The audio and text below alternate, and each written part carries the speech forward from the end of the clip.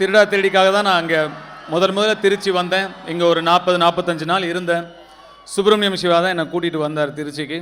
அவர் தான் திருடா திருடியோட இயக்குனர். அப்போது காதல் கொண்டேன் இன்னும் முடியல, ஒரு 5 நாள் பேலன்ஸ் இருந்தது. ஆனால் திருச்சியில் முதல் நாள் இங்கே ஷூட்டிங். முன்னாடியெல்லாம் ஒரு பூஜை போட்டு ஒரு டேட்டு குறிச்சிட்டோன்னா அது நின்று அது ஒரு அபசகுனமாக ஃபீல் பண்ணுவாங்க.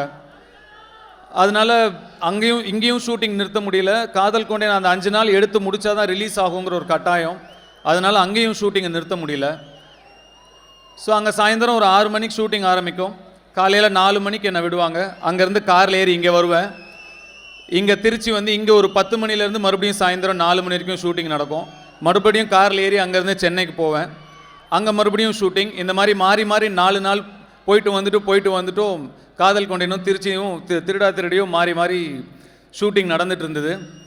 என்னவோ எனக்கு இங்கே நிற்கும்போது அந்த ஞாபகம் வருது. அப்படி போயிட்டு வந்துட்டும் வேலை செஞ்சதுனால தான் இன்றைக்கி என்னால் இங்கே நிற்க முடியுது. நீங்களாம் எனக்காக இந்த மழையில் இங்கே நின்றுட்டுருக்கீங்க.